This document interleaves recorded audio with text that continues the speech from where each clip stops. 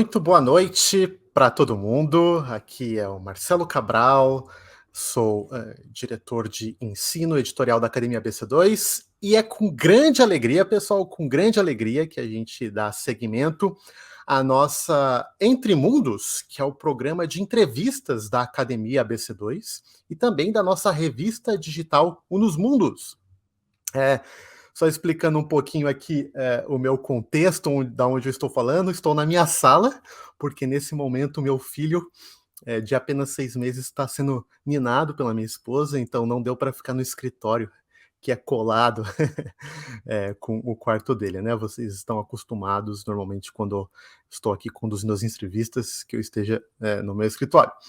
Mas, gente, eu vou rapidamente falar sobre a Academia BC2, sobre a nossa revista Mundos, e vou depois chamar os nossos convidados. Então, há muitos anos, a gente, com diversos esforços da BC2, a gente tem feito diversas iniciativas. Temos os nossos grupos locais, conferências, seminários locais, tradução de livros, diversas iniciativas que nós consideramos fundamentais para promover no Brasil um bom, saudável diálogo entre os mundos das ciências e da fé cristã. E como parte desses esforços, há mais ou menos 3 anos, a gente criou a Academia BC2, que se tornou o braço acadêmico editorial da ABC2, onde a gente tem conduzido cursos, projetos variados, e agora nós estamos com esse novo projeto que é o Radar ABC2. Todo mundo que está aqui, ou talvez a maioria, esteja se ligando do quão grande, quão importante é esse projeto do Radar, através do qual diversos editais têm sido publicados para publicação de ensaios, resenhas e livros originais no Brasil. Uma das iniciativas importantes do Radar é a resenha de livros. Na verdade, agora nós chamamos de estudos de livros, né? Porque nós não queremos meramente uma resenha que apresente um resumo das obras. Nós queremos reflexões originais que possam olhar para essas obras fundamentais e fazer contribuições substantivas aqui para a nossa discussão. E a gente teve o privilégio de escolher 6 obras para serem traduzidas, que todas elas, cada uma delas, né, vai ser alvo de um edital e vão ter ganhadores que vão publicar os seus estudos desses livros.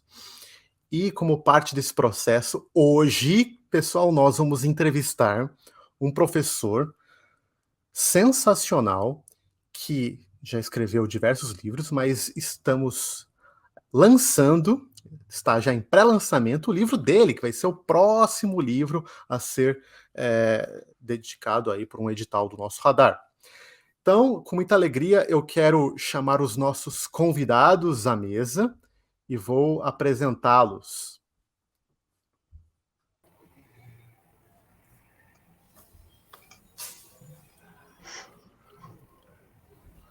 Muito bem, então, em primeiro lugar, eu quero apresentar aqui o nosso querido Tiago Pereira. O Tiago é biólogo, mestre e doutor em botânica, ele é coordenador nacional dos grupos de estudos da ABC2 e líder do grupo de ecoteologia, talvez, assim, uma das pessoas mais entusiasmadas com o nosso convidado que eu vou apresentar daqui a pouco. Então, Tiago, meu querido, bem-vindo. Obrigado, Marcelo. É um grande prazer estar aqui. Realmente é um grande prazer poder. Eu realmente sou muito entusiasmado com o Norman, gosto muito dele, né? Tenho divulgado o trabalho dele, tenho falado muito sobre as obras dele. Fico muito feliz de poder estar aqui entrevistando ele hoje e de poder termos uma obra dele publicada pela BC2. É um privilégio muito grande. Espero que todos aproveitem muito, muito a obra dele que a gente está trazendo. Muito bem. Legal, Tiagão. A gente também tem a querida Esther Osório, que é professora na UERGS, no Rio Grande do Sul. Ela é mestre e doutora em recursos hídricos e saneamento ambiental pela Universidade Federal do Rio Grande do Sul. Atualmente, ela atua na interface entre recursos hídricos e a zona costeira, com ênfase em qualidade de vida, variabilidade climática e gestão de recursos hídricos. Esther, é um privilégio para nós ter você aqui nessa noite. Muito bem-vinda. Obrigado, Marcelo. Eu que agradeço o convite. Me desculpe a minha voz, que eu estou um pouco rouca aqui, peguei um resfriado. Mas eu gostei muito do trabalho do professor Norman a partir, né, de nossas discussões ali no grupo de ecoteologia, né? O Tiago nos apresentou o livro, ele apresentou um artigo, mas eu achei tão interessante, já comprei o livro e comecei a ler. E realmente eu acho que eu sou discípula do Tiago e virei fã do Norman também. Muito bom o trabalho dele.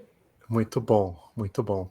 E temos também como aqui na nossa mesa de entrevistadores o Tiago Mello, meu querido amigo, que é teólogo, doutorando em Ciências da Religião, editor assistente na Academia ABC2 e tá indo fazer o doutorado de sanduíche lá em Yale, né, Tiagão? Cara, um prazer ter você com a gente hoje.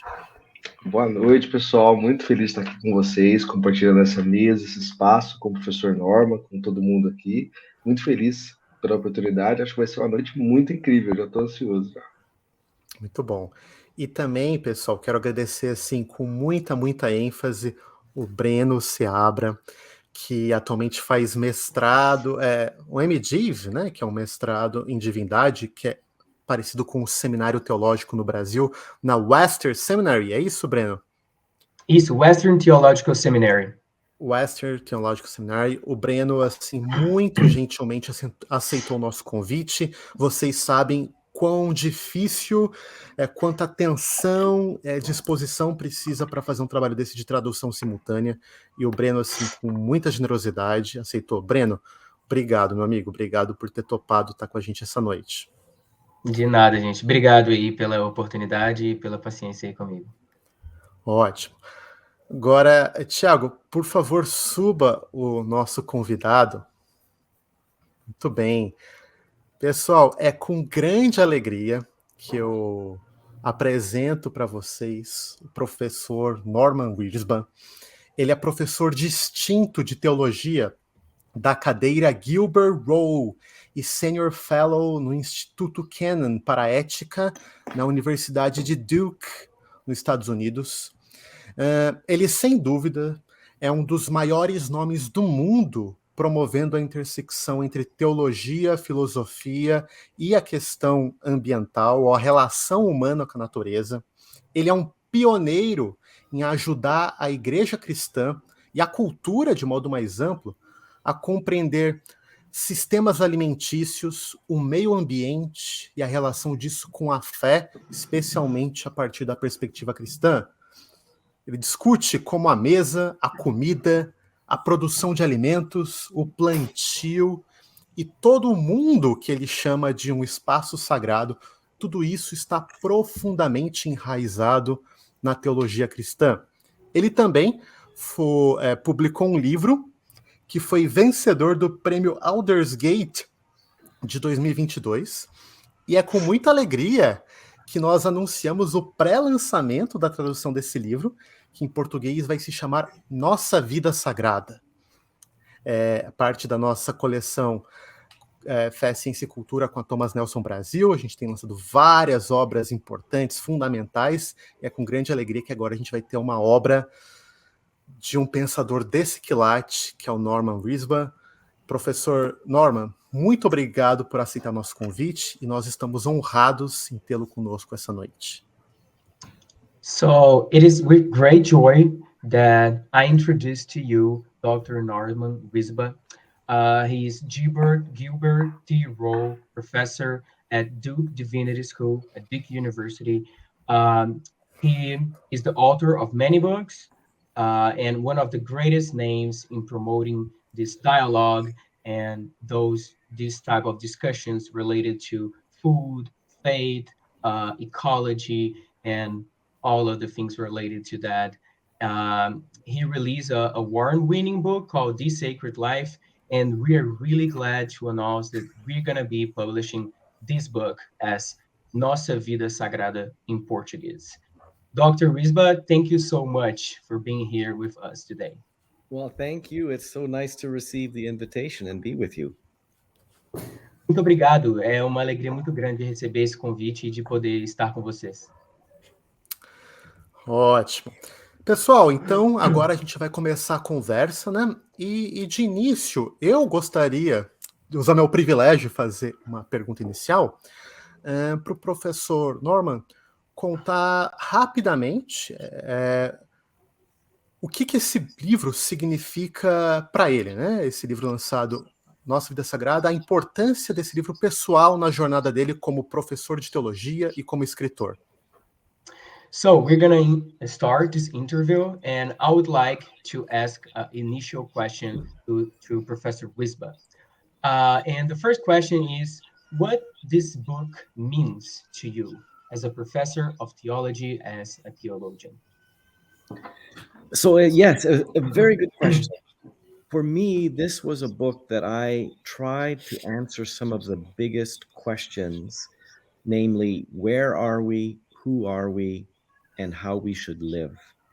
And then to try to see those questions all wrapped together, because I don't think those get asked together enough. Esse livro é um livro onde eu busquei responder basicamente 3 perguntas. Onde nós estamos, quem nós somos e como nós deveríamos viver. E essas são perguntas que eu acredito que muitas vezes não são respondidas de forma muito apropriadas. Amazing. So, Esther, por favor, você poderia fazer a sua primeira pergunta? Sim. Em primeiro lugar, eu queria parabenizar pelo livro, professor Norman, porque ele foi uma bênção para mim.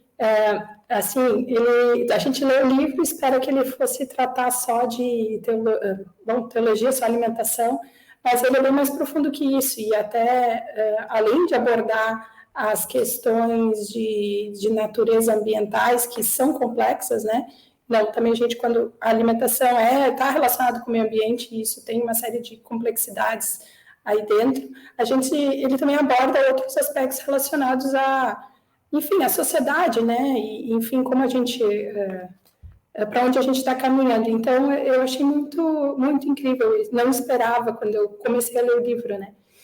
E aí a minha pergunta eu gostei muito do livro e queria indicar, então, para várias pessoas, assim, por exemplo, meus irmãos na igreja, mas eu sei que nem todos são, assim, de gostar de uma leitura mais teórica e tal. E eu queria ver como tu veria, assim, como a gente pode aplicar isso num conceito, passar esses conceitos para a igreja de uma maneira mais prática, ou, né, se tu tem alguma experiência nesse tópico. So, Dr. Wisba, I would like to congratulate you for the book. It is an amazing book. It touches upon a lot of very interesting topics, but it is also even more deeper than the usual books about environment, Christian theology, food, and systems of food and everything. So I was really surprised, positively surprised by your book, and really glad about that. But the question that I would like to pose you is, how can we recommend your book to people that usually don't like to read those very dense, profound theological books? Or even how can we communicate those same ideas in more practical ways, in ways that would speak to the church-going people that are usually not very attuned with all of these theological debates?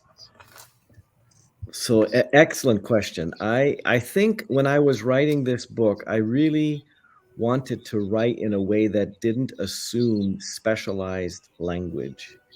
And, one of the things that has been really gratifying, for instance, is that farmers tell me they have read Food and Faith. And that makes me very glad, because it means I'm not just talking about abstract things, that I try to make what I say speak to people in terms of the things that they can observe in their culture, in their surroundings. And so bringing the questions to very fundamental things like, what do we mean a human being to be? That's something everybody is interested in. And if you can speak using common language, I think you can find points of convergence. And Not all the concepts are easy, but I've tried to write them in a way that would be clear to people who did not have a PhD. Essa é uma pergunta excelente, uma ótima pergunta. E quando eu escrevi esse livro, eu queria escrever mesmo o livro de uma forma que não exigisse do leitor um conhecimento técnico especializado prévio. Então, a ideia era escrever um livro que não exigisse esse tipo de linguagem, que não empregasse esse tipo de linguagem técnica de forma excessiva. E muitas pessoas que leem Food and Faith, um outro livro que o professor Risba lançou, falam que leem o livro, que entenderam o livro, e isso me deixa muito feliz. E uma forma que parece bem útil e eficaz é trazer essas discussões, esses conceitos, para as questões mais básicas, como o que é ser um ser humano, como é viver na Terra.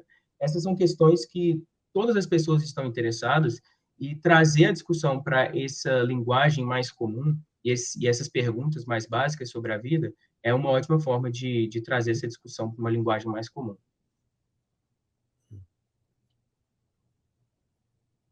Excelente, excelente. Obrigado, Esther. Obrigado, professor Risba. Tiago Pereira, poderia, por favor, colocar uma pergunta? Sim, com certeza. Eu não sei, minha internet está falhando aqui, eu não sei se vocês me ouvem bem, tá ok? Que bom. Estamos ouvindo. Ótimo. Primeiro eu queria falar que é um grande prazer, um grande privilégio estar aqui mais uma vez, né, com o professor Norman. Nós estudamos ele no nosso grupo de ecoteologia, né? Nós temos apresentado o professor Norman para muitas pessoas no Brasil, então estar aqui com ele hoje é realmente um privilégio muito grande, uma honra, uma grande honra para mim. So it is a great pleasure and honor to be here with Dr. Risba. We read and studied that book in our group of eco-theology, and we have introduced Dr. Risba to a lot of people in Brazil, so it is a great honor to be here with him. Thank you. E eu queria conversar um pouco, na minha pergunta, né, sobre esse novo livro que nós estamos lançando, né, Nossa Vida Sagrada, que ele começa contextualizando sobre dois grandes fenômenos, dois grandes desafios que nós enfrentamos enquanto humanidade, o antropoceno e o transhumanismo. Eu achei muito interessante ele tratar esses dois fenômenos, né, um em cada capítulo, porque parece que esses fenômenos eles são grandes guarda-chuva, né, que abrigam vários outros problemas, né, e talvez as crises ambientais, humanitárias, sociais que nós enfrentamos. Você quer traduzir, Breno, ou eu posso continuar? Pode ser, eu posso traduzir. So you start the book by discussing two great phenomena that we face today, the Anthropocene and transhumanism.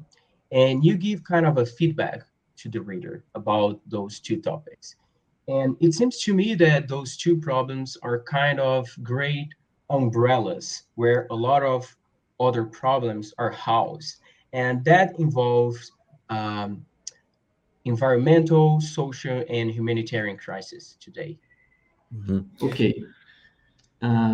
Então, pensando nisso, né, se são grandes fenômenos, eu gostaria de ouvir do professor Norman como que ele vê esses grandes fenômenos influenciando a nossa igreja, a igreja cristã e especificamente a igreja evangélica hoje.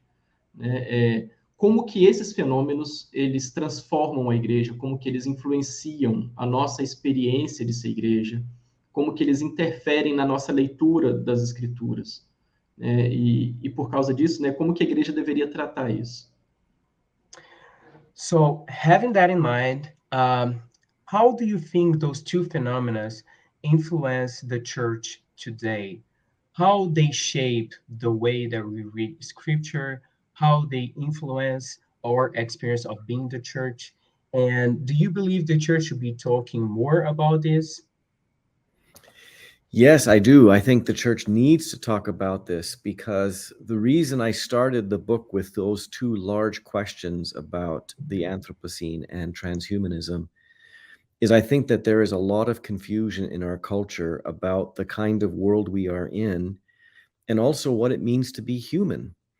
And the reason I think the church needs to speak to this is because the church has profound ways to describe this world as a gift from God rather than as simply a stockpile of natural resources to exploit, or that human beings are not simply soul beings or simply a computer algorithm, but that we are flesh and blood beings that need land, that need food, that need air. And so the church, I think, has a major responsibility helping people receive this world as a gift to cherish and to receive each other, full-bodied, full-ensouled beings, as gifts from God.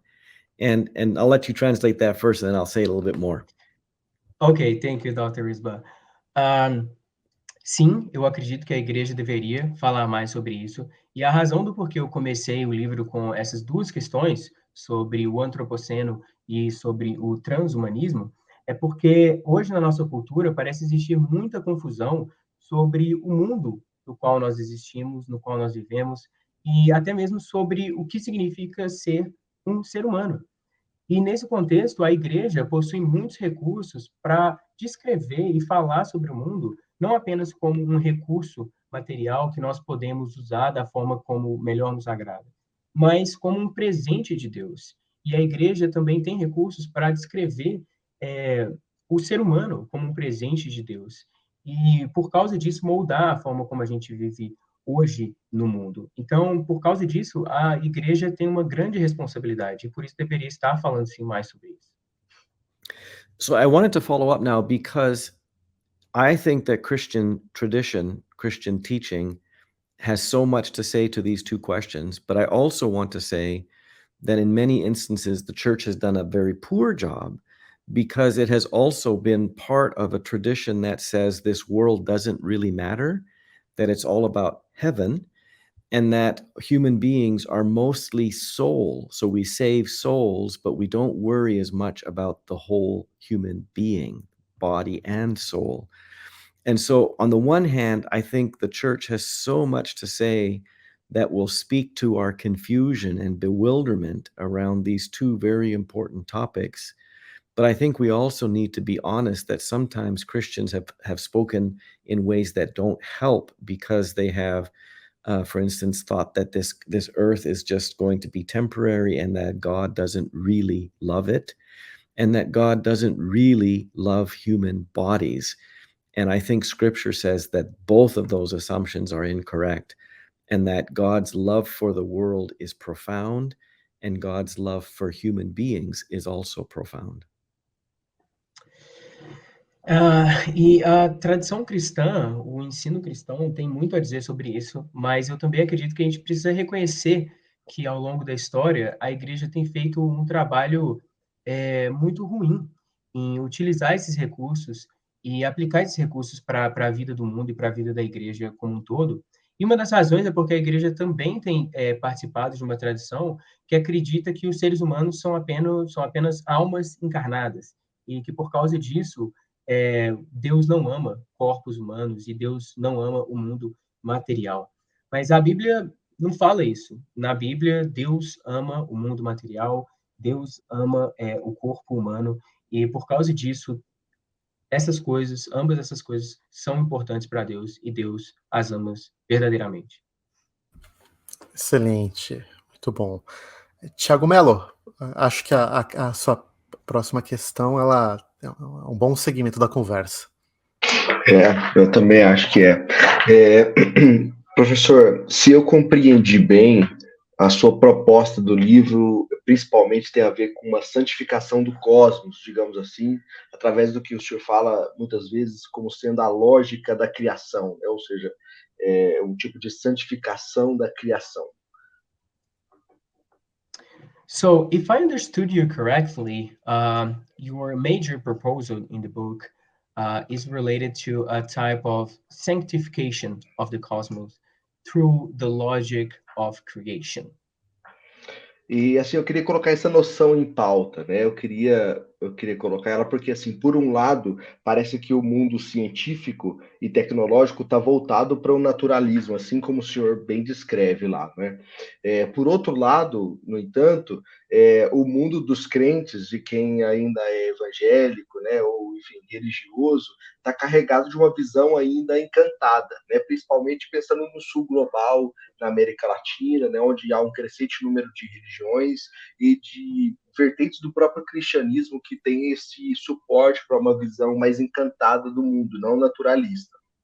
Então, diante disso, como é que a sua proposta ela pode auxiliar tanto esse mundo acadêmico, que de fato está já tendencioso para o naturalismo, mas também para a igreja, né? Para essas pessoas que têm um mundo encantado, uma visão de mundo encantada, mas não são informadas teologicamente. So I would like to talk about that concept that you developed in the book. And I would like to talk about that because, on the one hand, it seems that the scientific world is very inclined to this type of naturalism that you described. But on the other hand, it seems that the religious world today still preserves a view of the world that is very enhanced. And thinking especially in the South America and Latin American countries, we see the growing of many religions and the growing of a lot of this view about the world that doesn't fit quite well with secularism or this naturalism that we see in the scientific world. So having that in mind, how your proposal can speak to these two different worlds and can have some relevance to say to these two different contexts. Yeah. So there's no question that science has done tremendous good in helping us understand the world, how it works, what it's made of, and so forth. But I think one of the big questions that is not really within the purview of science itself is the question of what does it mean? Why does it matter? And in theological ways of speaking, what we say is that God is the one who makes possible a world as the place where God's love is constantly at work. Now, as a scientist, you can't look at the world and say, see, that's where God's love is directly at work, because God is not visible in that sort of way. There's not some big hand moving things in the world. But what we mean when we say that God loves the world is, first of all, that God creates a world, right? And this is something that science can't speak about. Science can't talk about the creation of the world. It can talk about the working of the world. It can describe the world. But to speak of the world as created reflects a divine intention that says it is good for a world to exist at all. And then I'll follow up with that a little bit more in a minute then. Ok. Então, não tem nenhuma dúvida de que a ciência, de fato, ajudou a gente a entender muito do mundo e que tem feito e tem tido um impacto muito positivo no mundo moderno. Entretanto, tem algumas questões que a ciência não responde. E alguma dessas questões é o que significa o mundo? Por que ele importa? E do ponto de vista teológico, a resposta é que o mundo, ele é esse lugar onde o amor de Deus está em operação, onde o amor de Deus está agindo. E falar teologicamente do mundo como algo criado pressupõe essa intenção divina. E o mundo, como uma criação de Deus, significa que o mundo em si mesmo é valoroso e é um lugar onde o amor de Deus pode operar. E essas são questões, são insights que a ciência não pode nos trazer. So I think a really helpful way into this kind of question that you've posed, Diego, is to look at how Jesus responds to the world.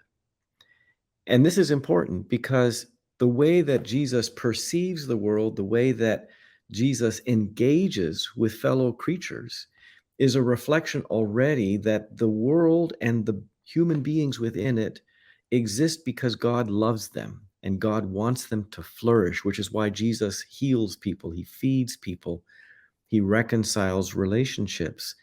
Now, from an economic or a straightforwardly scientific point of view, healing someone who is demonically possessed makes no efficient sense, no financial sense. You could do a reductionistic way of saying and say, well, we could do chemical treatment on this person, but that's not to engage the person who is in trouble through the lens of love. And so that's one of the most important things, I believe, that the book tries to communicate with this sacred life idea, which is to say that this world and all the creatures, all the human beings within it are first and foremost existing at all because God loves them into being, sustains them in their being, and wants to flourish, have them flourish in their being. And so love becomes the lens by which to think about the whole of reality. Então, uma forma muito útil de responder e de pensar sobre essa questão que você, Tiago, levantou, é refletir sobre a forma como Jesus respondia e a forma como Jesus interagia com a criação. E a forma como Jesus interagia com a criação revela esse amor de Deus pelo mundo. É por isso que Jesus curava as pessoas, é por isso que ele expulsava demônios, que ele fazia milagres e dava comida, né, às pessoas. Assim, do ponto de vista científico, nada disso faz muito sentido. Não faz sentido do ponto de vista financeiro, poderiam haver outros tipos de tratamento para uma pessoa, por exemplo, com demônios. Mas essa forma científica de lidar com essas situações não revela e não pressupõe esse amor de Deus pelo mundo. Então, esse modo de ver o mundo como o resultado e como o lugar onde o amor de Deus está operando, é uma das propostas principais do livro. E uma das principais coisas que o livro busca trazer é exatamente essa visão de que o mundo existe porque, e todas as criaturas dentro dele existem porque Deus as ama, porque Deus quer que elas floresçam. Sensacional. Eu vou aproveitar e fazer uma rápida pergunta que se segue um pouco dessa resposta. É o seguinte, essa questão tocou sobre como a ciência está impregnada do naturalismo, né? E como visões teológicas, inclusive a teologia cristã, ela tem uma perspectiva mais encantada de mundo. Se você pode traduzir, Breno. Tá, joia. So I would like to make a quick question related to Tiago's question. And the question is, so Tiago's questions touch upon this topic of how science is embedded with naturalism and how the religious world, on the other hand, expose a more enhanced view of the world. Então, a pergunta é, alguns autores importantes no diálogo ciência e religião, eles sugerem como um modo de lidar com essa questão que nós diferenciemos o naturalismo metafísico ou ontológico do naturalismo metodológico. Minha pergunta é, o que você acha dessa distinção? Se ela ajuda, se ela é um bom caminho, ou se você vê algum problema com ela? So the question is, some very important authors in the dialogue between science and religion suggest that a helpful way to deal with that problem is to distinguish between a metaphysical or ontological type of naturalism and a methodological type of naturalism. What do you think about that distinction? Do you think it is helpful? Do you have some problems with that distinction? What do you think? No, I think it's a useful distinction to have in mind. The question for me would be whether or not people are able to keep those two separate. I think sometimes in science, people talk about describing the world in such a way as to say the world is this or that, but not then bring into conversation the fact that there are metaphysical assumptions in that way of speaking, right? So sometimes the metaphysical assumptions, they're hidden. And so scientists can sound like philosophers, right? And I think they're doing something different. So for instance, it's very important to be able to say not just that the world is and give description of it, because if you just have a world of description, you can never have something like what Scripture gives us in the prophets. The prophets are this unique theological interruption in a naturalistic world, because they don't just say, this is how the world is. They say, this is how the world ought to be. From a scientific point of view, when you are committed to just giving description of how things are, you can't ever say how things should be. Because what the prophets have that a scientist does not have is this starting assumption that the world is a gift and it's good and God wants it to flourish. Science can't say that. And so this becomes a faith commitment that people bring to the world. And there are lots of ways that people might say that we have ways of coming to the realization that this world is in fact a gift and therefore sacred. É uma distinção útil, mas a questão para mim é se as pessoas de fato conseguem manter essa distinção. Em muitos momentos, a ciência e os cientistas falam sobre o mundo e descrevem, né, e fazem o seu trabalho científico sem revelar e sem deixar claro algumas desses pressupostos metafísicos. A gente está falando que está muito associado com o naturalismo, né? E para que a gente consiga avançar essa ideia, expor essa ideia, articular essa ideia do mundo como o lugar que Deus ama e que Deus quer que floresça, a gente precisa, é muito importante que o mundo não seja apenas uma realidade descritiva, que é basicamente o que os cientistas podem nos oferecer. É importante que o mundo seja mais do que apenas uma descrição científica. E isso é algo que os profetas bíblicos tinham, essa capacidade de descrever o mundo além da realidade material e além dessas descrições científicas, e é algo que os cientistas não têm. O cientista não pode dizer, ele pode descrever como o mundo é, mas ele não é capaz de descrever como o mundo deve ser. E é exatamente isso que a profecia e a literatura profética bíblica nos oferecem. E do ponto de vista cristão e profético bíblico, o mundo é esse lugar que Deus ama e que é o lugar que Deus quer ver florescendo. You're doing a very good job, Breno. I'm giving you too much to say all at once. Thank you, Dr. Risba. Thank you. É verdade, Breno.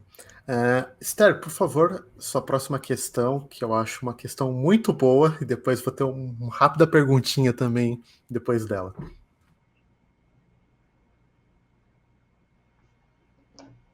O seu mic está fechado, Esther. Isso. Tá. Obrigada. Então, no livro tem é tratado uma questão bem interessante que fala da jardinagem como uma ferramenta, né, para a gente conseguir visualizar essa dependência dos outros seres, dependência do clima, dos processos naturais, dependência do próprio Deus, né, na nossa vida. E aí fala, né, como a sociedade atual, contemporânea, nesse ambiente urbano, tem se distanciado, né, do processo de produção de alimento e tem visto tudo de uma maneira muito mecânica e sem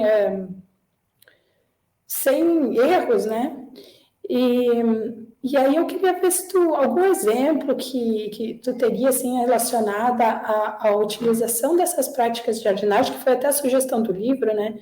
De aplicar essas práticas de jardinagem no currículo escolar, mas que tivesse esse objetivo e focar nessa insuficiência e vulnerabilidade que esse processo da jardinagem acaba incorporando. Porque, pelo menos aqui na minha realidade, né, eu tenho filhos e quando tem algum enfoque nessa área, é tudo muito perfeito, né? Eles fazem ali um experimento, veem o feijão crescer, mas não dá esse enfoque.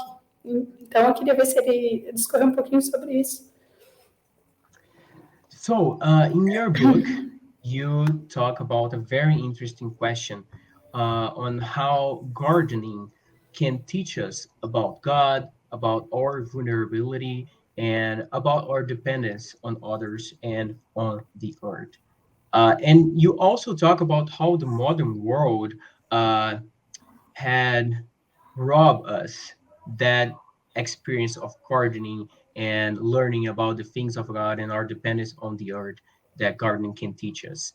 And my question is if you have some recommendations, suggestions on how to apply those teachings and those ideas to schools? And how can we apply those ideas and help to implement those type of experiences of gardening in schools in a way that gives proper weight and attention to those specific aspects that you emphasize in the book about our dependence on the earth and our dependence on others, and also about God. Yeah, no, very good. I think I would start by helping people understand first and foremost how we are in such a unique moment in the history of humanity, because we now live in a time when most people get all the things they need either online or from a store, which means that the world appears to us as a commodity, as something to buy. And this is completely new in the history of humanity. That has never existed before. People used to hunt for their food, fish for their food, garden their food, farm for their food.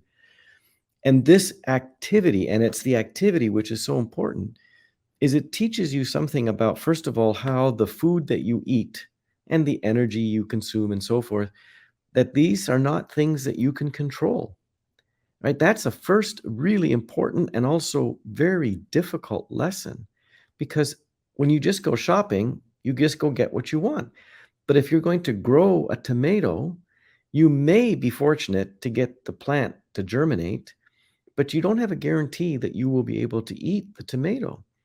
And so as you involve children in school gardens, for instance, or you have teachers talk about agricultural production, how agriculture works, and you get kids involved in this activity, they begin to see, by being with a plant over its lifespan, how vulnerable that reality is, and therefore also how vulnerable their own life is.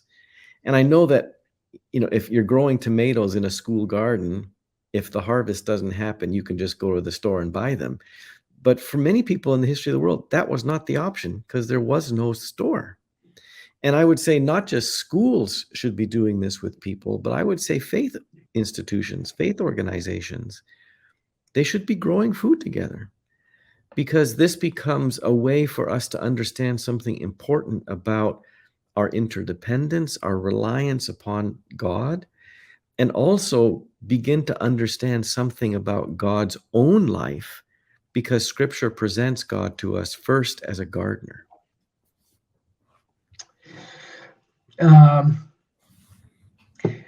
Então, é uma ótima pergunta.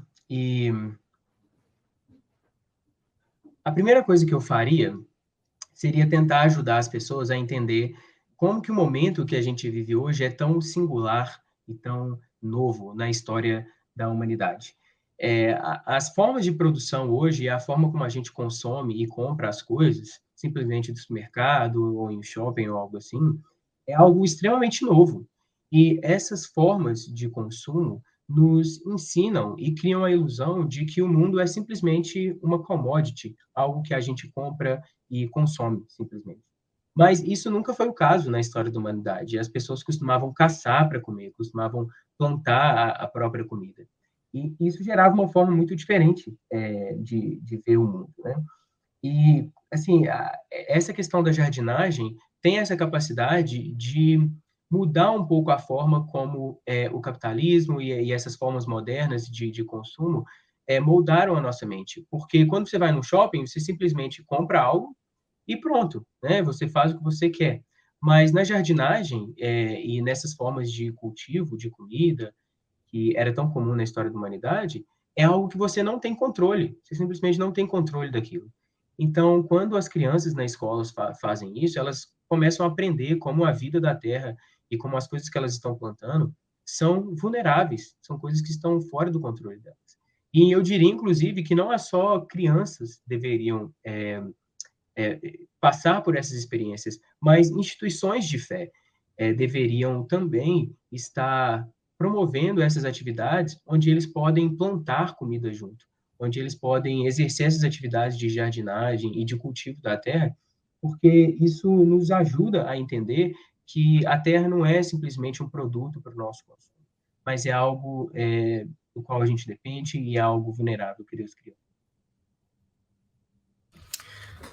Excepcional. Eu vou aproveitar e fazer uma curta pergunta. Agora é curta mesmo, tá, Breno?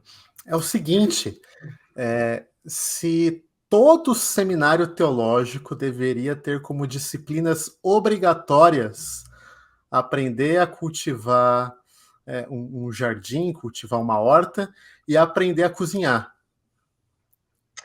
So I'm gonna make a really quick question, and the question is: do you think every single seminary should have courses and disciplines in their curriculum where students would be taught how to cook and how to garden? That would be lovely. I think that this is such a really good question because it gets to the heart of the matter, which is, what is the good news about? Right? What is gospel good news about? And I think in many minds, the good news is intellectual, right? We've got the right words that we can say, and we get people to sing the right songs and whatever else. And what we forget is that one of the things that Jesus did first and foremost is he fed people. He healed bodies. He wanted to be with people to make sure that they were living together well. And eating is fundamental to living well. And if we do eating right, we will address health issues. If we do eating right, we will address political polarization. If we do eating right, we will address energy issues, environmental issues, water issues, air issues. So eating is a wonderful way to open us out into the world so that we can live better with each other. And I'm fascinated by the fact that I have friends who teach in seminaries in Africa, for instance. And what the African students always ask them to teach is, we want you to teach us the Bible, we want you to teach us agriculture, and we want you to teach us healthcare. Right? And that to me is an indication about how sometimes the cultural context we are in gives us different expectations for what seminary training is about. And I think that if we started to think more of a seminary training as something that equips pastoral leaders to go into communities and be agents of health and well-being in the community, eating would be central to it. It wouldn't be everything for sure, but it would certainly be central. And so getting students involved in eating systems and food production would be a very good idea. Essa é uma ótima pergunta. Seria algo incrível se a gente pudesse fazer isso. E isso traz a questão básica do o que significa, de fato, as boas novas. Sobre o que as boas novas falam. Qual que é a mensagem específica das boas novas do Evangelho? E para muitas pessoas é algo intelectual, algo que você apreende com a sua mente. Mas a primeira coisa que Jesus fez nos Evangelhos, a primeira coisa que Jesus faz é alimentar as pessoas. Estar junto com as pessoas. E Jesus garantia e ele tentava assegurar que as pessoas estavam comendo bem e vivendo bem. Então, nos relatos e na vida de Jesus, a gente vê como que comer bem, viver bem é algo tão fundamental. E se nós estivéssemos comendo bem e garantindo essa necessidade básica, muito provavelmente várias das outras questões e dos problemas com os quais a gente precisa lidar seriam abordados de uma outra maneira e talvez poderiam ser resolvidos de uma forma melhor. E a gente poderia viver melhor no mundo. E eu sempre fico curioso quando escuto a experiência de alguns amigos que ensinam teologia na África, e o que muitos estudantes pedem é basicamente o seguinte: a gente quer que você nos ensine sobre Deus, sobre agricultura e sobre cuidados de saúde. Então, isso chama nossa atenção e como a nossa localização cultural específica muitas vezes molda a forma como a gente pensa sobre educação teológica e os tipos de ensinos que os nossos seminários deveriam enfatizar. E envolver os estudantes de seminários, estudantes de teologia, que são estudantes que provavelmente vão para o mundo e vão influenciar igrejas e comunidades, envolver esses estudantes em práticas de alimentação saudável, em práticas de cultivo da terra, é de fato uma ótima ideia. Sensacional. Tiago Pereira, por favor, meu querido. Só apontando, Tiago, que você me mandou algumas questões, né? Você não precisa necessariamente seguir a ordem, tá? Sim, provável com que não dê tempo certeza. de fazer as 4, então fica à vontade para escolher a que você acha mais pertinente. Sim, sim. Eu particularmente amo essa imagem do jardim, né, e de Deus como um jardineiro também, né, como a primeira atividade que Deus faz no jardim do Éden. E eu gostei muito do que o Norman falou sobre de olhar a criação como Jesus olha, né, se relacionar com a criação como Jesus se relacionou com a criação. E muitas vezes a gente se lembra do Sermão do Monte, quando Jesus fala para olhar os lírios do campo. E quando a gente olha os lírios do campo, a gente tira algumas. Jesus olha os lírios do campo e tira lições daquilo, né? Ele aprende alguma coisa. E muitas vezes a gente usa esses textos para interpretar questões relativas à providência divina, né? Mas eu gostei muito, e eu queria que o Norman falasse sobre isso, né? Que ele usa esse modelo para trazer muitos outros aprendizados sobre, na verdade, o que nós podemos aprender com as plantas, né? E eu, como botânico, fiquei assim maravilhado em ver a resposta dele sobre isso no livro, né?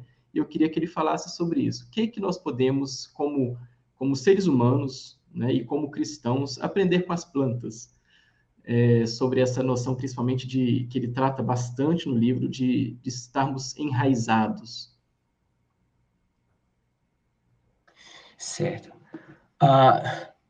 I personally love this imagery of the garden and of God as a gardener. That's such a compelling view for me. Um, and it is really interesting the way that you use that image. And in your book, you also talk about how Jesus engaged the natural world, right? At some point, you talk about the Sermon of the Mountain and how Jesus called our attentions to the plants in the world.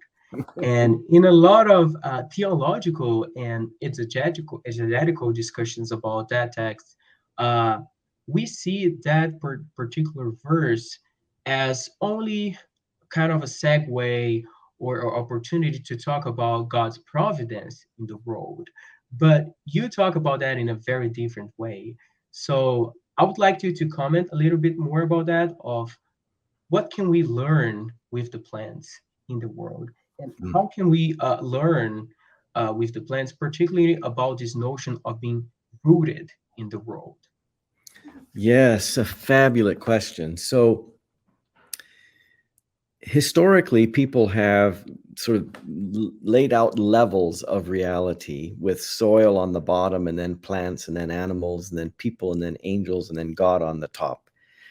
And the assumption has often been that human beings should always look up and not down. And so they've not thought very much about animals, they've not thought much about plants, and they have not thought much about soil. And I think that's a huge mistake, because the people of the Bible are agrarian people, which means they're people who live with animals and plants, and they just know that their lives would be impossible without them. And so, yes, we could say that a human life maybe is more valuable than the life of any particular plant, but that would never mean that the plant's life is unimportant, or that the plant's life can't teach us very important things about life itself. And so when you read scripture, you find over and over again the imagery of plants, right? So many of Jesus's parables use plants as a way to make a point. And one of the most important ones, I think, is when Jesus describes the seed going into the ground and having to die before there can be germination and growth. Right? It's this idea that human beings, they can only survive like a seed if they open themselves up to the soil. And the soil is literal, yes, but it's also figurative, because the soil represents all of the nurturing contexts that people need to live. And one of the things that roots do is they don't just extract nutrients from the soil. Roots also transmit sunlight energy made into carbon and sugars going into the ground to feed the soil and all of its, billions of creatures. Uma excelente pergunta. Historicamente, a humanidade e alguns filósofos dividiram o mundo em níveis ontológicos ou níveis de importância. E, normalmente, nessas visões de mundo, o solo estava ali no nível mais baixo de realidade. Então, primeiro, no nível mais baixo ali vinha o solo, depois os seres humanos, os anjos e Deus. E uma compreensão ampla que foi disseminada é que os seres humanos deveriam apenas olhar para cima, para aprender sobre a vida e, enfim, para aprender sobre as coisas importantes da vida. Mas isso é um grande erro. Isso é um grande erro, porque o solo tem muitas coisas para nos ensinar. E, do ponto de vista bíblico, a gente sim pode falar que a vida de um ser humano é, de fato, mais importante do que uma planta ou do que a terra, né?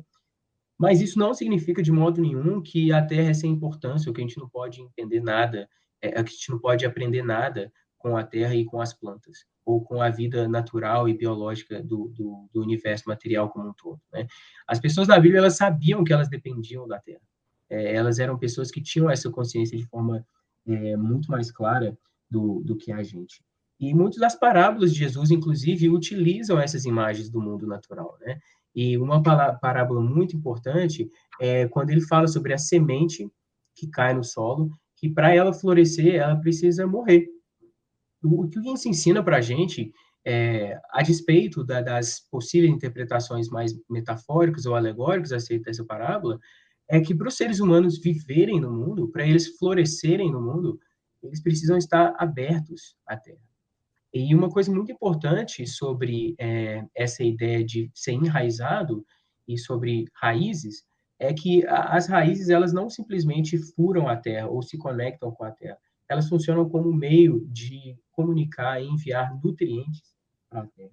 Então, o mundo natural e o solo como um todo têm muito a nos ensinar sobre essas coisas. Could I say just a little bit more? The image of the root is so very important, because a plant would never think of itself as able to live by itself. It knows immediately, viscerally, that it can only live because it has roots in the ground. And I think one of the things that is plaguing so many human beings is they don't understand themselves as rooted in the ground. They don't feel the ground beneath them as nurturing their lives, as affirming their lives as a welcome presence in the world. And so this rootlessness that we find in cultures goes along with a kind of loneliness, because people don't feel themselves to be existing or thriving even in a nurturing context. And so the image of plant rootedness is something that would be so beneficial for human beings if they could believe themselves and feel themselves to be nurtured by the soil of family, society, and the literal ground itself. E só mais algumas palavras sobre isso. A imagem da raiz, ela é muito importante, porque uma planta, ela jamais pensaria que ela consegue viver de uma forma autônoma ou de uma forma desenraizada. A ideia da planta, a forma como a planta vive, deixa muito claro que sua vida é dependente do solo. E uma das coisas que gera muita solidão e muitos problemas hoje na vida moderna de muitas pessoas é que muitas pessoas têm essa ilusão de que elas conseguem viver de uma forma autônoma, de uma forma desenraizada.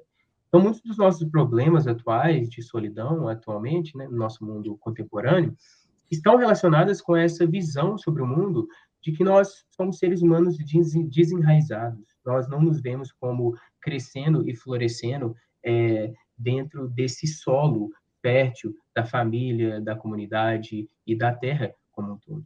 Então, essa ideia essa analogia das raízes e esse aspecto da vida das plantas é algo que poderia nos ensinar muitas coisas e que seria muito benéfico para os seres humanos. Sensacional, sensacional. Excelente, muito bom. Para darmos seguimento, Thiago Mello, por favor, meu amigo.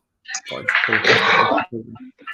Professor Wisba, no primeiro capítulo do seu livro, o senhor fala, além do antropoceno, também fala de uma coisa que eu considero central que é o papel do capitalismo na degradação da natureza, desde a Revolução Francesa, né, que alguns autores, incluindo o senhor, coloca lá, nos diz que nós estamos vivendo nesse mundo, nesse período que podemos chamar também de capitaloceno, né? Que não é só uma questão de um sistema econômico que está predominante nessa era, mas também uma visão do mundo e do ser humano a partir do papel do capitalismo no mundo atual. Então, assim, eu gostaria de ouvir do senhor quais são as formas que a gente pode responder a essa era onde tudo é, de alguma forma, englobado por esse papel predominante do capitalismo no capitaloceno. So in the first chapter of your book, you also talk about how capitalism has influenced the way that we see the world today. And you talk about how we can even describe the time that we are in, not only as an Anthropocene time, but also a Capitalocene. I'm not sure if I'm pronouncing that correctly, but so in this first chapter, you talk about how capitalism is not only an economic system, but it commands and it shapes the way that we view the world as a whole. So I would like to ask you, how do you think we should respond to this specific time that we are in, where capitalism involves so much of our lives and shape the way that we see all of areas of our life? This is such a hard and good question. I think a way to start is, first of all, to recognize our situation, to recognize that we are living in a time where we are tempted and often very much persuaded to see everything, every place, everyone as a unit of production or consumption. The messaging that we get in politics and from business and economics people says this to us over and over and over again. But we know in our own experience that that's not true, right? Any parent who welcomes a child into the world will not say, this is a commodity or this is a unit of production. They will not bring their economic analysis to decide, is it financially worth it to raise this child? And so we have that experience of welcoming a child into the world which says commodification is wrong. It's not true to the life of this world. And so then the job is to say, how do we extend that realization further out into the world so that we're not just talking about our children? And I think one of the ways that we do that is by making things for each other, right? When we make a meal for each other, when we make a gift for each other, we're reminding people that, yes, you could get everything you need in a store, but we also can make things for each other as the expression of our love for them. And this is so, so important, because when you live in a world where everything is a commodity and everyone is a unit of production, it doesn't take long before you think that you don't really matter other than as an economic unit. And people want to know that they are worthy of being cherished and not just some item in somebody else's financial ledger. Essa é uma pergunta muito boa e também muito difícil, mas a primeira coisa que eu acho que a gente tem que fazer é reconhecer o tempo no qual nós vivemos hoje. E a gente tem que reconhecer que nós, por conta da situação e do mundo no qual nós vivemos, nós somos tentados constantemente a enxergar todas as coisas no mundo simplesmente como uma unidade de produção ou como um produto de consumo. E nós sabemos, por meio das nossas experiências relacionais e humanas, que isso não é verdade. Nós sabemos que as coisas no mundo não são apenas commodities para o nosso consumo. Como, por exemplo, quando um casal dá à luz a um filho e recebe aquela criança, instantaneamente, aquele casal sabe que aquela criança não é simplesmente uma commodity, não é simplesmente um produto. E na forma como aquele casal vai lidar com a criança, eles não vão invocar ou não vão utilizar essas analogias financeiras ou econômicas para decidir o que eles vão fazer. Então, a grande questão é como que a gente consegue, ou como que nós deveríamos estender essa compreensão, que fica muito clara no nascimento de uma criança, para as outras áreas também da nossa vida. E uma coisa muito importante é que a gente precisa fazer as coisas uns para os outros. Então, quando a gente cozinha uma refeição para outra pessoa, com certeza, você está falando, com certeza, você poderia conseguir isso de uma forma muito mais rápida, você poderia comprar isso num supermercado ou numa rede de fast food, mas essas atividades e esses atos são formas de expressar o nosso amor, são formas de expressar e de demonstrar que as coisas no mundo têm valor para além do seu valor ou da sua função é, econômica. Então, esse é um aspecto muito importante que nos ajuda a resistir a essa tendência e a essa tentação de comodificação, por assim dizer, do mundo como um todo. Sensacional, sensacional. Obrigado, professor. Esther, agora é só a última pergunta e peço se você puder fazer uma versão um pouquinho mais curta e direto dela para dar tempo das outras perguntas também, por favor.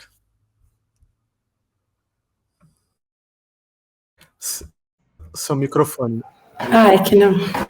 Thiago que tem que abrir meu microfone. Então, professor, eu gostaria que tu falasse um pouquinho sobre a questão da morte. Me chamou muita atenção a questão da morte, como na alimentação a morte está associada mesmo que tu coma uma alface, né? E muitas vezes as pessoas se bloqueiam para isso de alguma forma e acham que a morte está presente só lá no animal, né?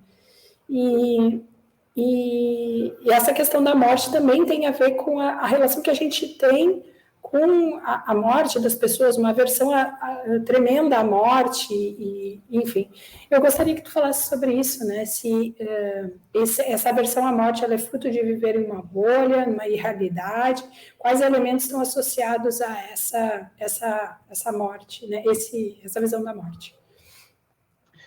So, in the book, you also talk about how death is related to a lot of our food habits. And you talk how even death is related to when you, for example, eat a lettuce or something like that. And sometimes we think that death is related or intricated only when we're eating meat or something like that. But you talk about how death is intricate in a lot of the ways that we eat and a lot of the things that we eat. So, but you also talk about how human beings have this fear, this fear of that, and I would like you to talk a little bit more about that and what are the aspects related with this fear of that. Yes, very, very important question. I think I would start again by saying that we are in a fairly new situation, especially for people living in cities, living, working in offices and working through screens like we are doing right now on computers. It means that we're living in a world which is no longer biologically driven, but technologically mediated. And this is, again, a rather new situation in the history of humanity. For so long, people lived on very intimate, daily, practical terms with living and dying plants and animals and fellow human beings. And so death was simply present constantly.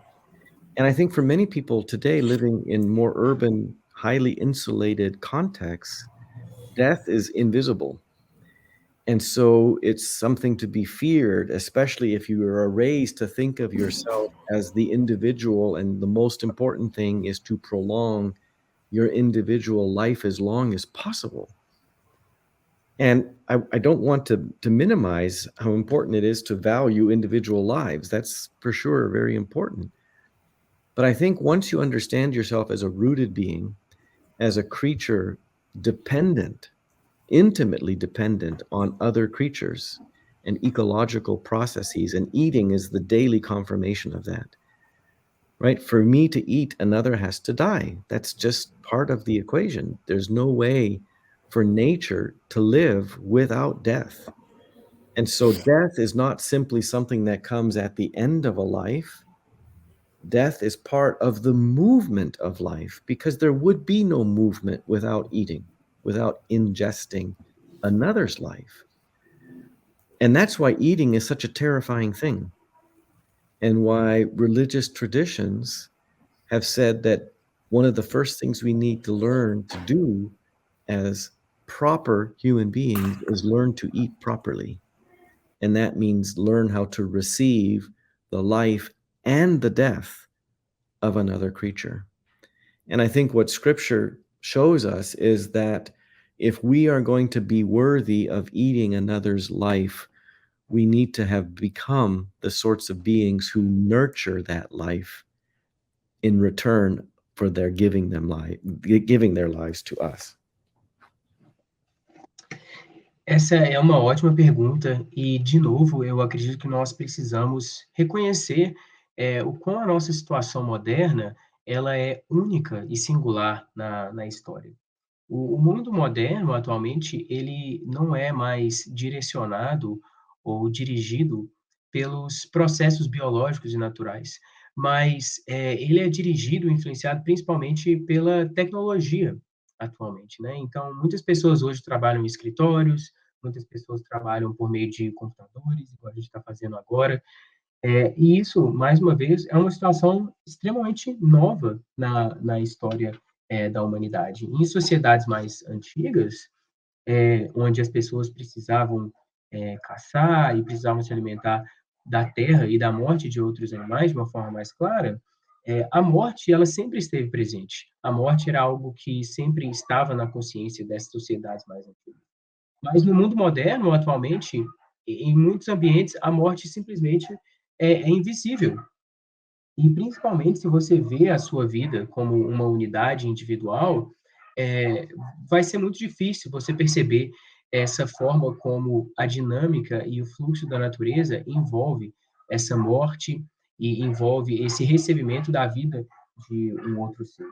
E a morte, dentro dessa visão de mundo, ela não é apenas o que chega no fim da nossa vida, mas faz parte do fluxo da vida como um todo. A natureza, como um todo, a morte é algo essencial para que a natureza funcione. E a alimentação é um sinal muito claro disso. Para que eu possa viver, para que a minha vida possa ser preservada e continuada, um outro ser precisa morrer. Então, a alimentação é algo assustador, de um certo ponto de vista. E é por isso que muitas das tradições religiosas, ao longo da história, insistiam que a primeira coisa que a gente precisa saber é como comer bem. Porque se esse processo de alimentação de fato envolve a morte de um outro ser humano, e se esse processo é algo essencial para a nossa vida, a gente precisa aprender a se tornar o tipo de ser que não apenas consome essa vida por meio da morte, mas o tipo de ser que cultiva e preserva a vida dessas outras criaturas. Que visão maravilhosa, que visão maravilhosa. Obrigado, professor Norman. Eu quero colocar duas perguntas, uma pesada para esse horário da noite e uma bem leve para distrair a gente. So, what a wonderful view, Dr. Risba. Thank you so much. And I would like now to pose two questions. Heavy one for this time, and another one more easy, I guess. Então, vou começar pela uma bem curtinha. Professor, você poderia simplesmente citar 3 livros que marcaram sua vida, de qualquer gênero literário? Não precisa explicar o porquê eles marcaram, simplesmente nos contar 3 livros que marcaram sua vida. So I'm gonna begin with the easy one.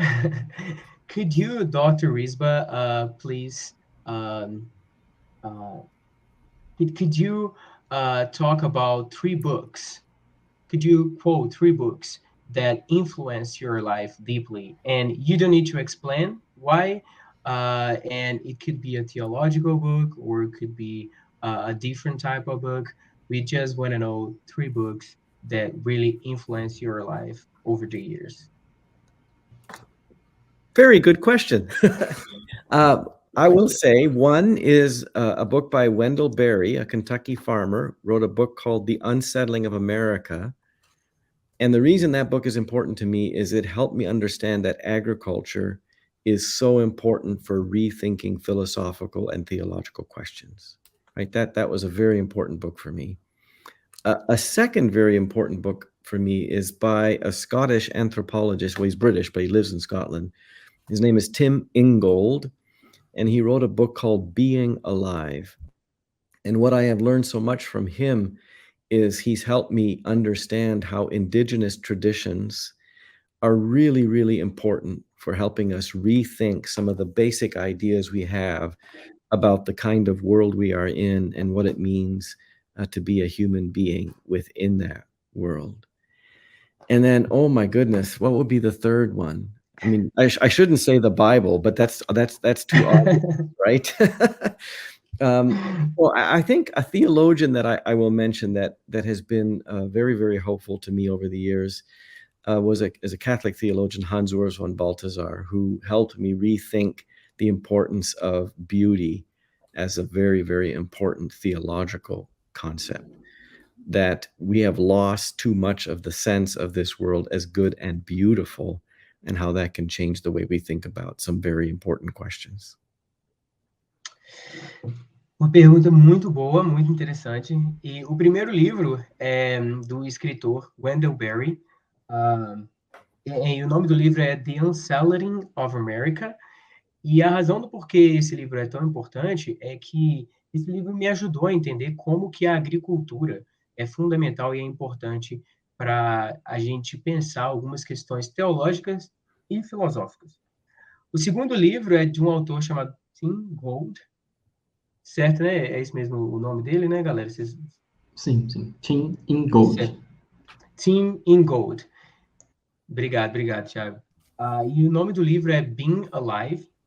E esse livro foi tão importante para mim porque me ajudou a entender como que as formas de vida indígenas... olha aí o livro. Being Alive. Very good, very good. Esse livro foi muito importante porque me ajudou a entender como as formas de vida indígenas são tão importantes para a gente repensar questões sobre o que significa ser humano, o que significa viver nesse mundo.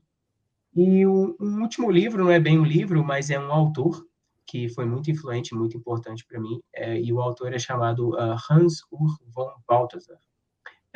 E a importância dele é que o Balthasar tem uma ênfase muito forte na beleza como um conceito importante para a forma como a gente vê o mundo. E então esse livro foi muito importante para mim, para entender como que a beleza é algo fundamental e como que a nossa visão de mundo hoje ignora muito esse aspecto da beleza. Sensacional.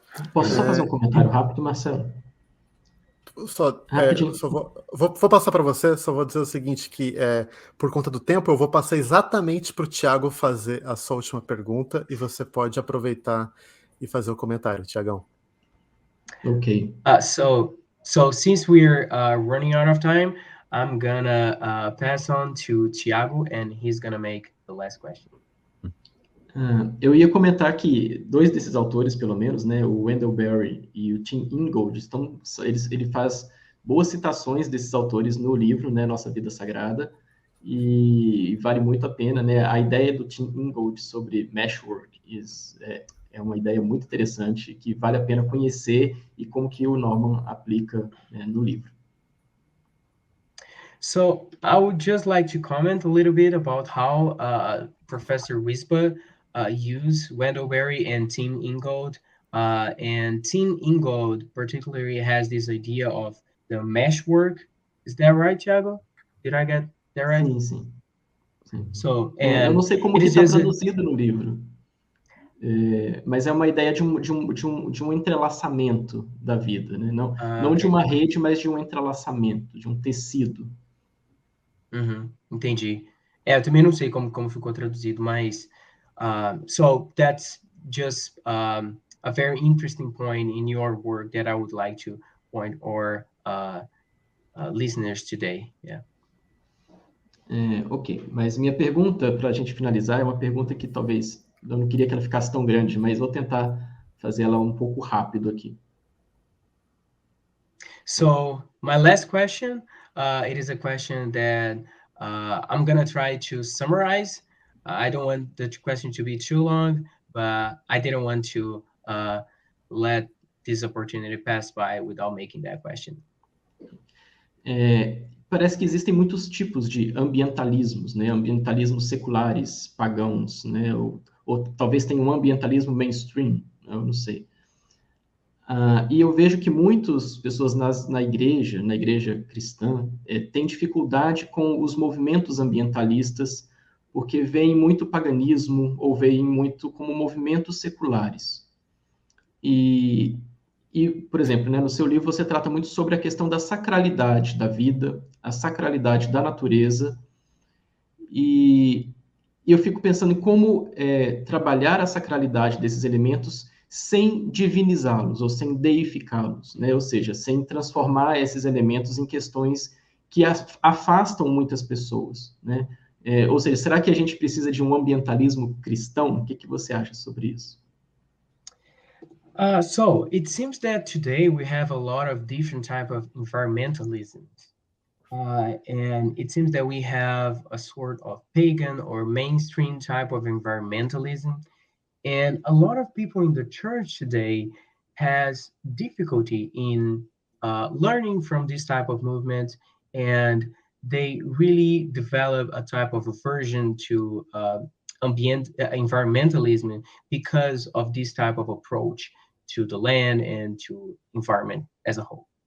So, and in your book, you talk about the sacredness of life.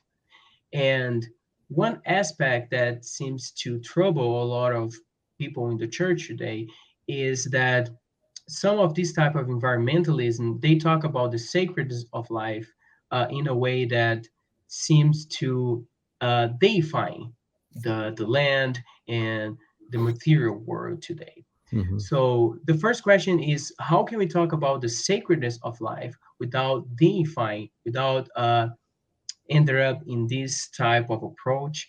But also, do you think we need a genuinely Christian type of environmentalism? And what would be the distinct aspects of this type of Christian environmentalism? Yeah. Okay, there's a lot to go in that question. So I will try to speak briefly. First of all, I think we need to distinguish between saying that nature can be the place where God is present versus saying that nature is itself God. I do not say that nature is God, right? That would be a form of paganism, which I think Scripture is very clear to warn us against. But at the same time, it's important to stress that this world exists only because God is present to it, intimately working through it for it to exist at all and to be sustained in its life. And I'm concerned that when Christians are afraid to affirm the sacred character of this created world, that they have given us a world or left us with a world in which God is completely absent. And from a scriptural point of view, you cannot say that, right? The psalmist says very clearly, if God were to withhold God's breath, everything would just simply die. So one of the things that we want to do as Christians, I think, is say that God is intimately present to the world and working through the world, but not contained by the world, right? That's a very important distinction to make. So maybe, Breno, you can start that and then I'll say some more. Ok. Então, tem muita coisa nessa pergunta e eu vou tentar ser breve, mas primeiro eu acredito que a gente precisa distinguir entre a afirmação de Deus estar presente na natureza e Deus é a natureza. E essa segunda afirmação é algo que eu não faria, é uma afirmação que seria um tipo de paganismo e algo que a Bíblia não nos permite dizer, mas a gente precisa ver o mundo e afirmar que o mundo é um lugar onde Deus está presente, onde Deus está trabalhando. E em muitos momentos, quando os cristãos parecem receosos ou eles evitam usar e utilizar essa linguagem da presença de Deus no mundo, a gente acaba simplesmente com um mundo onde Deus é completamente ausente. E isso é algo também que a Bíblia é, não nos permite afirmar. Então, a gente precisa fazer essa distinção e manter isso em mente, e a gente precisa cuidar para que essas ênfases da Escritura, da presença de Deus, mas também da não divinização da natureza, esteja presente na forma como a gente fala sobre o mundo. Here again, I think Jesus is very illuminating. When we say that we are afraid of reducing the world to being something divine itself, we run this risk, as I said, of leaving God completely outside of the world, and therefore think that Christianity doesn't really concern itself with matter or with bodies even. And this is where I think the Colossians hymn is so important, because there we are told that the fullness of God dwelled bodily in Jesus. And that's so important to say, because it means that this material world is never foreign to God, that God can take up residence in this world, which is what the incarnation teaches. And I worry sometimes that Christians will lose that because of their suspicion of a kind of paganism. And I think it's so important to stress over and over again that God does not love the world from a distance, but God loves the world as the power of life and healing and beauty at work always within it. This then, I think, becomes the basis for a distinctly Christian environmentalism, which would be an environmentalism which says over and over and over again that this world is a gift. It exists only because God wants it to. And because God wants it to exist and to flourish, the most important job for us as Christians is to find out what are the best ways that we can help life flourish. And that means, how can we best make sure our soil is fertile? How can we best make sure that our forests are not just simply clear cut, but that we're taking care of these forests so that we benefit, but not just people, but also the plants that make up a forest and all the creatures that inhabit a forest. But that we also design our cities and our built environments in ways that don't have to use all these poisons that do so much damage to the world in our construction of it, right? So that the aim of Christian life is not to make the world God, but to make the world pleasing to God, so that as the scriptures end with God coming from the heavenly city to earth to make a home among mortals, because that's where God wants to be, right? God is always Emmanuel. With us is who God is. What kind of a world can we make together that would welcome God to live with us? E nessa questão, Jesus, mais uma vez, é muito importante. Porque quando a gente enfatiza ou acaba assumindo essa ideia de que Deus está ausente no mundo, a gente volta para aquela ideia que eu havia mencionado, que é de que Deus não ama o mundo material, ou que Deus não ama corpos humanos. E nesse aspecto a gente precisa resgatar aquela passagem do Novo Testamento que fala como que a plena divindade de Deus habitou no corpo de Cristo. E a encarnação é esse sinal de que o mundo, ele nunca é algo estranho a Deus. Não é algo que Deus ama de uma forma distanciada ou de longe, mas que Deus ama de perto. E que o amor de Deus continua a operar nesse mundo material e nos nossos corpos materiais. E o benefício de um ambientalismo cristão é exatamente promover essa ideia de que o mundo só existe porque Deus ama o mundo e porque Deus quer que esse mundo floresça. E quando a gente, como igreja, assume essa ideia, a gente começa a ter uma visão diferente sobre quais são as nossas tarefas no mundo. E a gente começa a perceber como que a gente precisa cuidar da terra e não apenas extrair os recursos que são necessários para o nosso benefício. E a gente também começa a pensar como que a gente vai desenvolver as nossas cidades sem utilizar os tipos de recursos ou os tipos de elementos e substâncias que vão acabar destruindo esse mundo. Então, voltando para aquela distinção entre a presença de Deus no mundo e o mundo em si como Deus, o objetivo do ambientalismo cristão e da igreja não é tornar o mundo um Deus, mas tornar o mundo um lugar agradável a Deus. E é por isso que a Bíblia termina com Deus vindo até o ser humano, com Deus habitando conosco na Terra. Então, essa visão é muito importante para a gente e é essa visão que vai nos ajudar a moldar e a redirecionar as nossas tarefas no mundo e a relação que a gente tem com a Terra. Uau, gente! Uau! Uau, maravilha. Que visão maravilhosa. Com essa resposta, eu quero aproveitar para agradecer muito Esther, Tiago e Tiago. Queridos, obrigado pelas ótimas perguntas e por demonstrar amor, envolvimento com a obra do Dr. Wiersbe.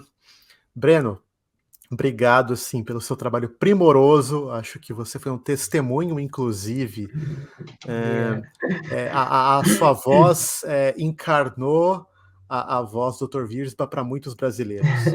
Então, isso foi um ato de serviço que foi uma hospitalidade incrível aqui para nós e para muita gente que ainda vai ver esse vídeo. Muito obrigado, meu querido.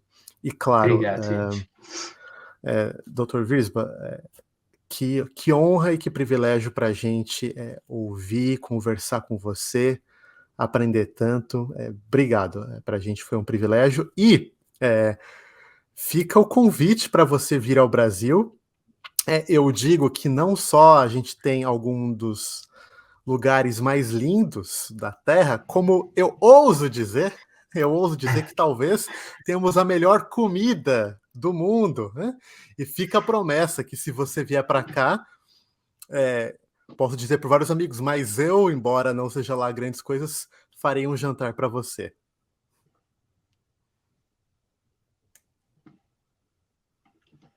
Breno, Marcelo, desculpa, a minha internet cortou. Você está me ouvindo? Cortou aonde? Tô ouvindo.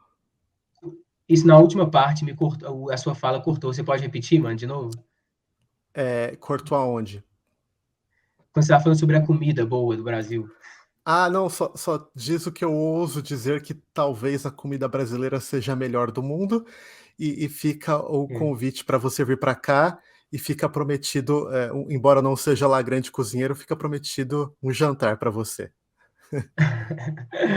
Okay, so I would like to end this interview by thanking my friends, Esther, Tiago, Melo, Tiago Pereira, and Breno for translating this interview. And we would like to make this invitation for you to come to Brazil. We have the most beautiful places on earth, the most beautiful landscapes, and we also have the most delicious food on earth. And even though I'm not an excellent cooker, I promise you that if you come to Brazil, I would try to make a very good food for you, a very good meal for you. Well, thank you so very, very much. It was lovely to be invited and to have this conversation with each of you. And thank you so much, Benno. You had a hard job this evening and you did very well. I have no idea what you said, but you did a fantastic job. You were right. So I hope so. Thank you so much. It was lovely to meet you all. And yes, hopefully someday we will meet in Brazil. That would be just truly wonderful.